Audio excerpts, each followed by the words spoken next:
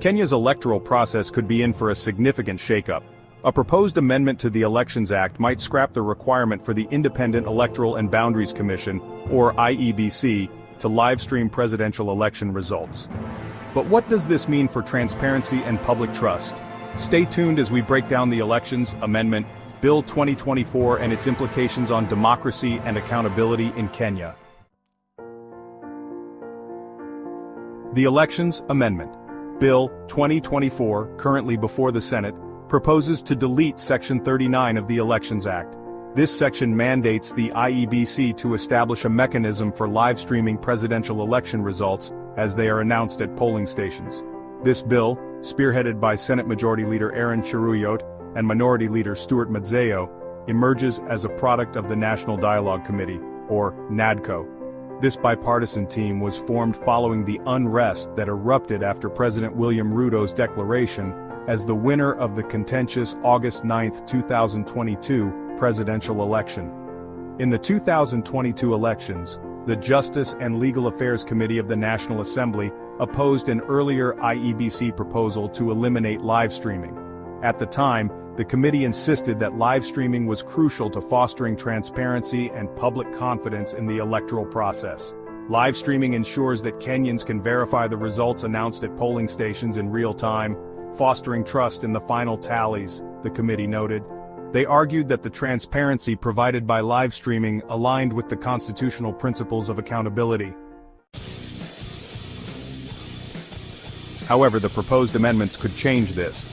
The new bill omits the requirement for live streaming and instead proposes that election results be electronically transmitted to the Constituency Tallying Center, the National Tallying Center, candidates, agents, and observers within 2 hours of being declared at polling stations. While this may seem like an efficient process, the bill introduces significant challenges. It removes the obligation to resolve discrepancies between electronically transmitted and physically delivered results, which has previously been a critical point of transparency. Additionally, the failure to transmit or publish results electronically would no longer invalidate the results as announced, a provision that could raise concerns over accountability. If this bill becomes law, Kenyans will no longer have real-time access to live-stream presidential results. Instead, they will need to rely on accessing digital images of Form 34A from the IEBC portal to verify polling station results themselves.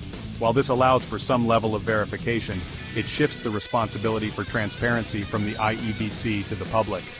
This raises critical questions. How will this affect public trust in the electoral process? Will the lack of live streaming increase suspicions of vote manipulation? And most importantly, does this align with the spirit of democracy? The debate over this bill also ties back to the events of 2022, when protests erupted following allegations of election irregularities. Transparency has always been a cornerstone of Kenya's democratic journey, and any perceived rollback on this could spark further unrest. It's not just about technology or efficiency, it's about the principle of giving citizens direct access to information that shapes their nation's future. As this bill moves through the Senate, it's crucial for Kenyans to stay informed and engaged. Democracy thrives when its people demand accountability. What are your thoughts on the proposed changes? Do you believe scrapping the live streaming requirement could harm transparency, or is it a step toward modernization? Let us know in the comments below. Thank you for watching and being part of the conversation about Kenya's electoral future.